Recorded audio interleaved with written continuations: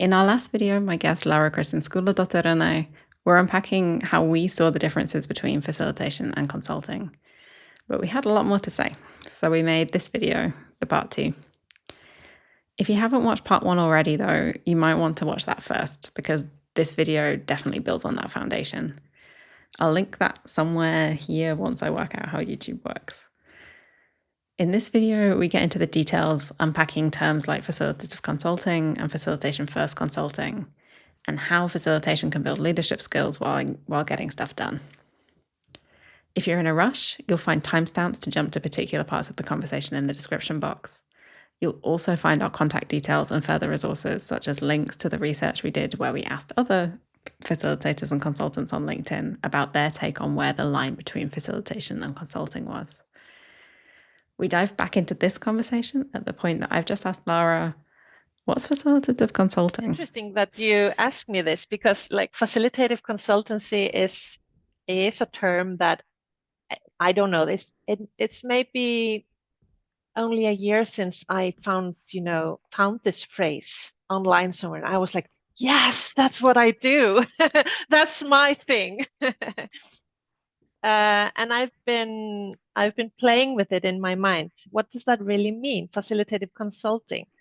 And in my mind, it's, the process of consulting, what consultants do, how they come in, they analyze, they come with proposals, they make a change plan, and then they help implement the change. It's really similar. It's the same process in a way in facilitative consulting. You come in, you analyze, there are proposals made, there is a change plan made, and then the change is implemented. Mm-hmm. It's the same process in a way, but it's only how the means to the results is different. Yeah. So do you have your consultant hat on while running that process, or do you have mainly your facilitative hat on running that process? Your consultant hat, yeah. Yeah, the consultant hat. That's the difference. Mm-hmm. And so it's about, do you put yourself, do you see your role as bringing the recipe? Mm-hmm. Or do you see your role as helping the team make up the recipe? Yeah. I think there's a facilitator phrase. I think I heard it from AJ and Smart, but the be the guide, not the hero. Be the guide, not the hero. Yeah. Exactly. And that's something that I really find so extraordinary in being, taking on the role of the facilitator, is that I get to make heroes every day. That's my role. My role is helping other people be the heroes. Mm-hmm. And that's what I love about it. Yeah. Like seeing people like put their cape on, like, yeah, we've got this. Yeah. I think that's why. And that's what happens. Yeah, I think that's why I love having conversations like this with facilitators, because it's such a satisfying thing to see that in action. It is. Yeah. And what I find the best thing about using the facilitative approach is how, while doing like important work on content, making change plans, implementing change, there's always a side effect that you develop leadership. You develop people in being leaders along the way. Yeah. Yeah. And I wonder if this is a good place to talk about like why we made the transition between consulting and facilitation in that regard, because I can talk firstly from just my brief experience, is that I think that when solutions are homegrown, when they come from the group, we don't have some of the change management challenges that come when you're trying to transplant an idea from outside. Mm-hmm. So it's already something that the group has connected with in some sense, which means, in my experience, there's a much higher chance of uptake of whatever change you're trying to bring in. Absolutely. In the world. Yeah. And I I find this like, I find it easy to look at this like a push and a pull system. When thinking of change management as a whole, just not the facilitative approach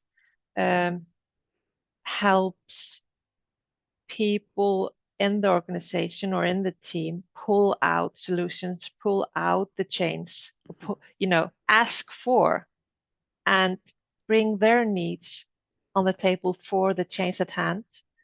And as a facilitator, you help the team untangle the spaghetti-like current states of themselves, look at it and like have a sobering moment,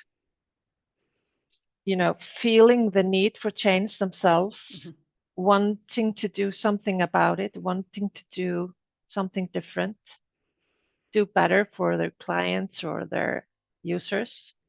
So it's like a power on for the inner drive of the team. Yeah. And next steps are then to help the team formulate their own change plan. And they have total ownership of it. Yeah. And the magic in that is that you have already started implementing the change before even designing the change and through the process of designing the change. The opposite approach of consultancy is that the consultant on the extreme axis still comes in like the chef. The consultant or the consultant team does the analysis, meets with people, maybe one-on-ones or groups, and does a thorough analysis, maybe goes away for some days, then comes back with proposals, maybe great proposals. But then the challenge of the business owners that get those proposals is to sell the change plan to their team. And that's where change management goes wrong most of the time. In my opinion, at least. That's where the gap begins to be created. And that's when we hear all those phrases like, oh, culture eats strategy for breakfast, and people are opposed to change, and people don't want to change, and there is an opposition, and so on. So in that way, I always say that facilitation is my best tool and always my go-to tool in change management, whatever the change is. I think that there's a kind of elephant in the room, which is the topic of neutrality. And I think as facilitators, we talk a lot about we need to be neutral, and we don't really talk a lot about why, why that's so important. And I think from my perspective, one of the main reasons is that it creates a weird dynamic in the group if you are seen as the expert. Like the group kind of turns to you as the person who can help them, versus, as you say, finding that the leadership to make that decision themselves. So yeah, I wonder how you feel about neutrality in this. Well, neutrality to me is like it's essential in the role of the facilitator. That's my stance to that. And that's my opinion. Well, I see it as like if you appear as taking sides in some way in this role, you lose the trust of someone in the room. Yeah. So it's a trust issue for me. Whenever I step into a room full of people with my facilitator hat on, I'm always building up trust from between me and the group, and also building trust and secure space for the group with each other. Yeah. So a big part is to help people to feel safe and trust that they can bring their voice to the table, whatever that voice wants to say, since that's the way to creativity.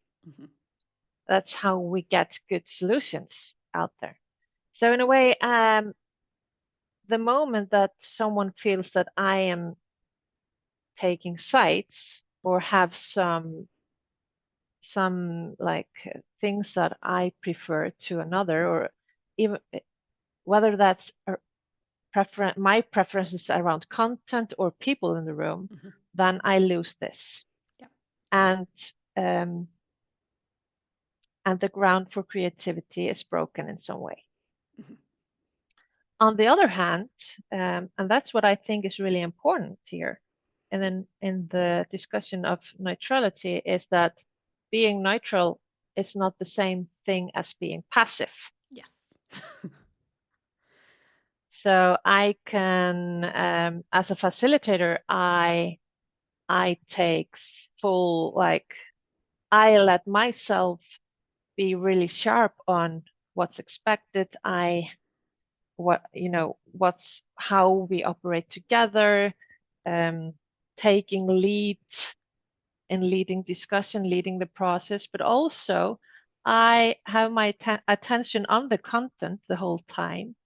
I am analyzing in my head what people are saying, grabbing the red threads, mirroring back to the group what I'm hearing, asking hopefully good questions about the content.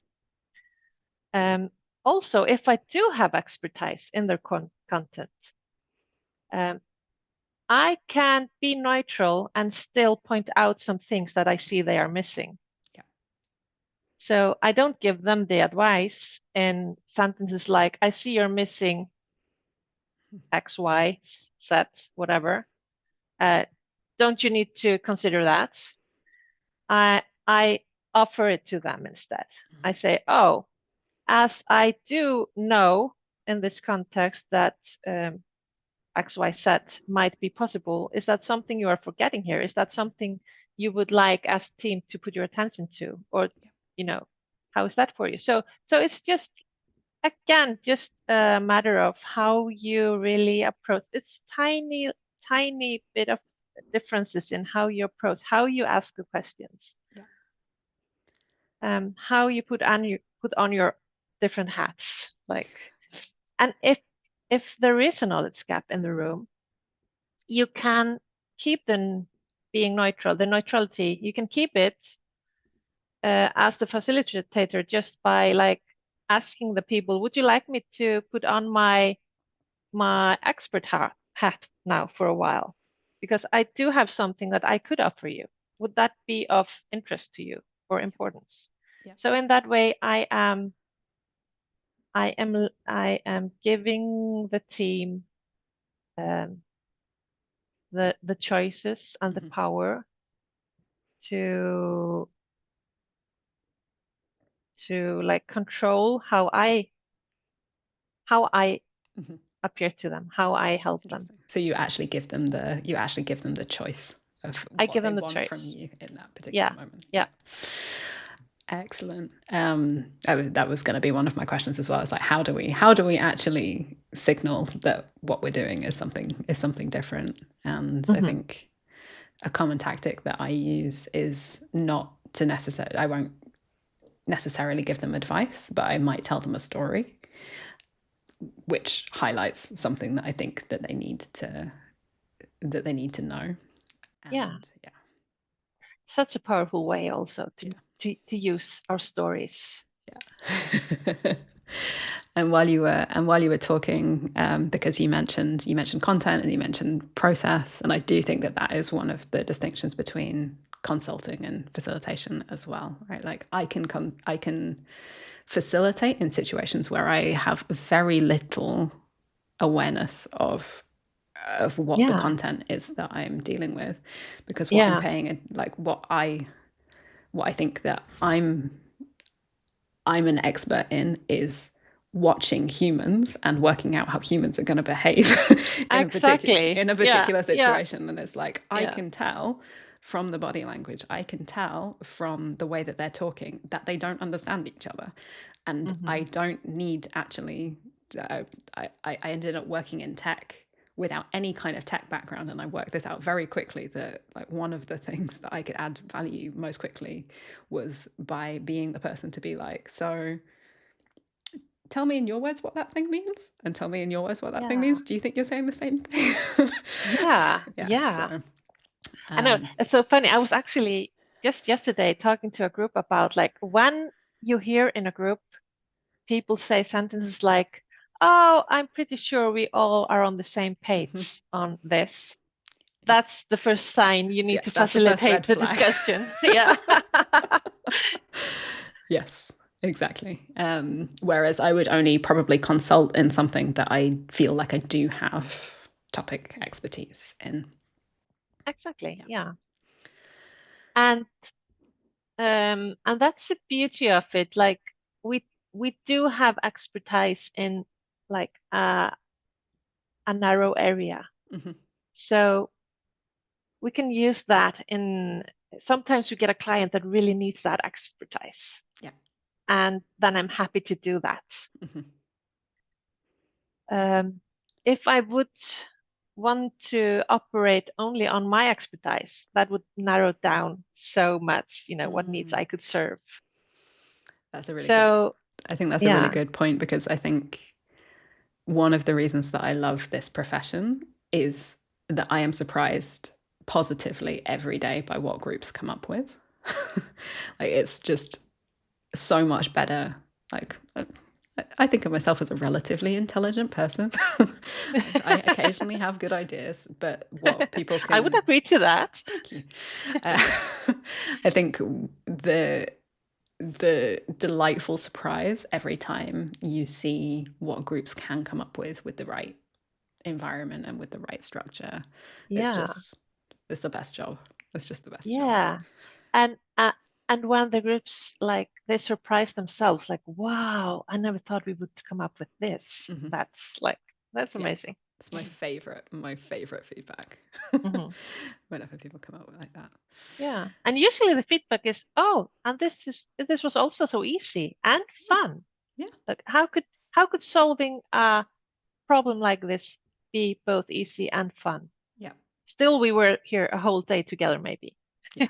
Exactly. So I'd be interested in your take on the approach that I'm trying at the moment, which is, I'm calling it Facilitation-first consulting.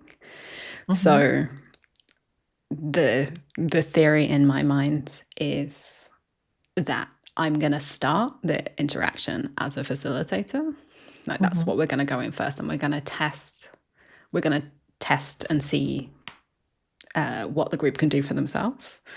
And if we find blockers along the way, then I'll make some recommendations as to how to solve those. And I think there's always a part of facilitation which is consulting, which is process consulting. You're always consulting on what you think the process should be. Of course. And you have to be flexible, and you have to take feedback from the client. But so this theory, and so sometimes I will change hats and say, okay, then I will be the person who will top you up with whatever knowledge that you don't have.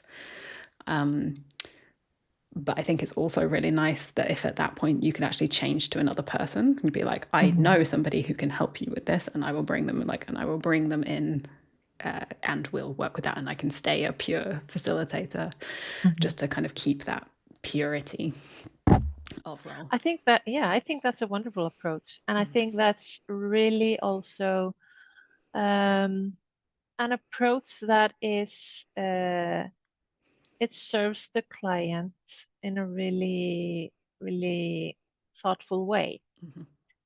So giving the client ownership of the first steps, Yeah. and then helping them see their challenges themselves, and then having different ways and being able to bring in different people if there's a different expertise needed. I think that's just really professional in my mind. Love that approach. I also love that the sun just came out in Iceland. Yeah, it did. You're all you bright saw. now. Yeah. Finally. Yeah. In a way, I'm wondering, like, because I haven't been working in a consultant company for like a lot of years now. Yeah. So I feel like I have a hard time evaluating whether consultancy firms are using more of a pure consultancy approaches or a combination of both. Yeah. So that's something that is of interest to me in a way. I can say for the consultancy that I worked for, they were very collaborative. I actually think so. Everybody thought of them as a tech consultancy, and actually what I think they were was a collaboration consultancy. Like, they taught people how to collaborate. So it happened that in the process we built some software. And yeah, so I felt like that particular consultancy was very, very good at facilitation. And but I also know that there are still consultancies around the world who sell slide decks, and I know that there's probably a time and a place for that. Those consultants aren't going anywhere. They're valued for a particular thing, which is not what I do. It's a different thing to what I do. And so let us know what you think if you're watching this. Yeah. Does your consultancy actively facilitate, or does it consult more? I would love to hear some talk from experience about that. What do you think? Let us know in the comments. And if you don't want to miss any further episodes, feel free to subscribe to this channel. Next up in the series, we'll have facilitation versus moderation with Erwin Le Bon. We'll see you then.